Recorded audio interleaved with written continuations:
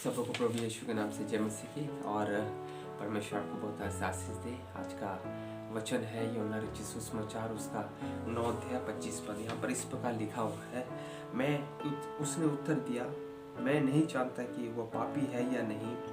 मैं एक बात जानता हूँ कि मैं अंधा था और अब देखता हूँ। यहाँ पर 9 अध्याय में हम देखते हैं एक अंधे जन्म की अंधे की घटना। और हम जानते हैं कि यीशु मसीह के चेले और यीशु मसीह जा रहे थे और यीशु मसीह के चेलों ने यीशु से कहा कि हे गुरु, किसने पाप किया कि ये अंधा जन्मा? ये व्यक्ति पाप किया या इसके माता पिता ने पाप किया? और यीशु ने कहा कि ये अंधा जन्मा इसलिए कि परमेश्वर के काम उसमें प्रकट हो, और जिसने मुझे भेजा है हमें उसके काम दिन ही दिन में करना आवश्यक है।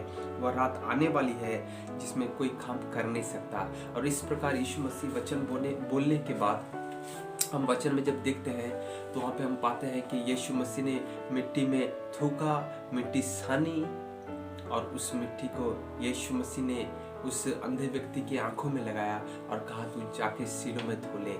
और उसके बाद वो व्यक्ति गया, शीलों में धोया और दिखता हुआ लौटा चले आया। जब इस प्रकार वो लौटता हुआ चले आया तो उसके पड़ोसी में जो लोग उसके साथ थे उन्होंने उसके ऊपर एलिगेशन लगाया और उन्होंने कहा कि क्या यह वही नहीं जो बैठा भीख मांगा करता था? कुछ ने कहा यह वही है, दूसरों ने कहा नहीं परंतु उसके समान है। और इस प्रकार उन्होंने उसके बातों को विश्वास नहीं किया। और वे व्यक्ति जो पड़ोसी उसके थे उन्होंने उस अंधे व्यक्ति से कहा कि तुझे तेरी आंखें कैसे खुल गई? और ये व्यक्ति यीशु के बारे में बताने लगा।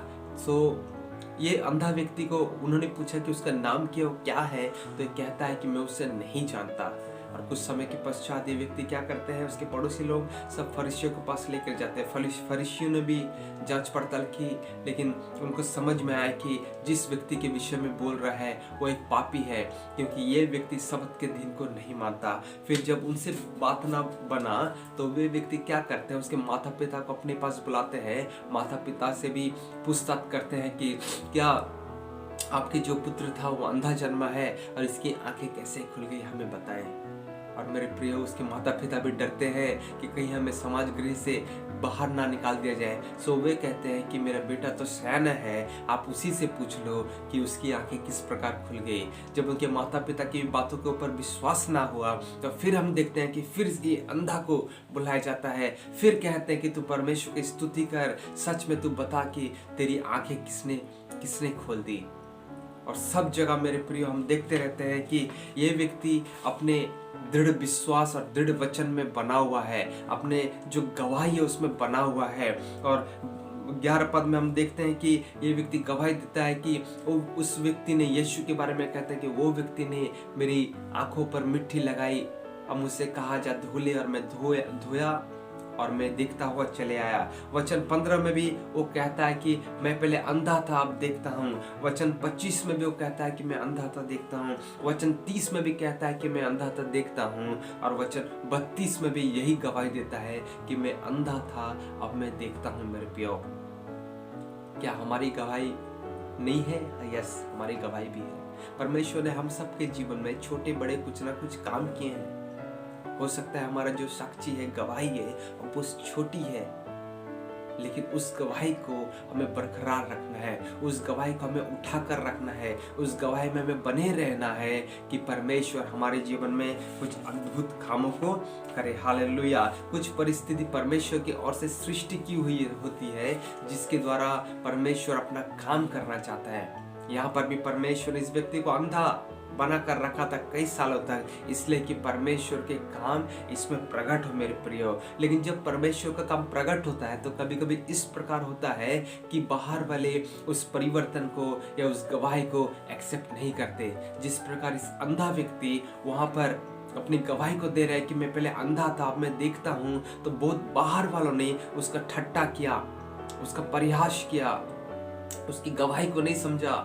आज हमारे जीवन में भी तो यही होता है कि जब हम अपनी गवाही को लोगों के सम्मुख में देते हैं तो लोग हमारे गवाही को नहीं समझते हैं, हमारे जीवन के परिवर्तन को नहीं समझ पाते हैं। हमारे पारिवारिक समस्या में जो लड़ाई झगड़े थे वो जब दूर हो गया तो उसको जब हम बताने की कोशिश करते हैं तो लोग समझ नहीं पाते हैं। मेरे प्रियो, लेकिन हमें अपनी गवाही में बना रहना है, क्योंकि परमेश्वर ने हमारे जीवन में गवाही दी है।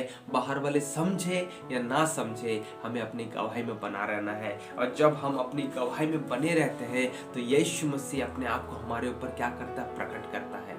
हो सकता है पहले समय में जब प्रभु ने आपके जीवन में कुछ अद्भुत काम को किया तो आप उनके विषय में नहीं जानते हो सकता है जब पास्टर ने आपके लिए प्रार्थना किया तो आप नहीं जानते हो कि एक्चुअली हो क्या रहा है, कौन यीशु है, कैसे काम करता है, परमेश्वर कैसे काम करता है।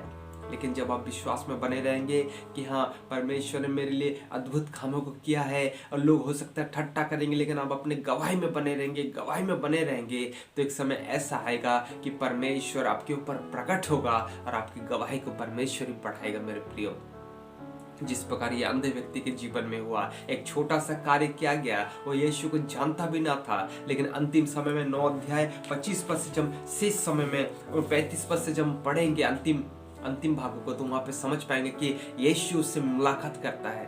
और यीशु उससे मुलाकात करने के बाद यीशु उनसे कहते हैं कि क्या तू परमेश्वर के पुत्र के ऊपर विश्वास करता है? और ये अंधा व्यक्ति कहता है कि हाँ, लेकिन वो परमेश्वर का पुत्र कौन है? और यीशु मसीह कहते हैं कि जिससे तू बातें कर रहा है वही परमेश्वर का पुत्र है। और वो व्यक्ति प्रणाम करता है, यीशु को दंडवत करता है, यीशु की आराधना करता है, यीशु के ऊपर विश्वास करता है। मेरे प्रियो, जब वो व्यक्ति अपनी गवाही में बना रहा तो परमेश्वर उसके ऊपर में प्रकट हुआ, यीशु मसीह उसके जीवन में प्रकट हुआ और उस यीशु मसीह उसको आशीष भी दिया। लेकिन सबसे मेन फैक्ट आज मैं बताना चाहता हूँ कि अपने गवाही में आपको बना रहना है। ये अंधा व्यक्ति सब जगह यही गवाही देता गया कि मैं अंधा था, मैं देखने लगा हूँ, मैं अंधा था, मैं देखने लगा हूँ, मैं अंधा था, मैं देखने लगा हूँ। आज हमारे जीवन में परमेश्वर ने कुछ ना कुछ कार्य किया है, सो उसको ना भूले। हर एक व्यक्तियों के सामने, अपने माता पिता के सामने, अपने परिवार के सामने परमेश्वर की महिमा करे और परमेश्वर की गवाही को ऊपर उठाते जाए कि परमेश्वर आपके जीवन में और भी आशीष करे। परमेश्वर इस वचन के द्वारा आपको बहुतायत आशीष करे। गॉड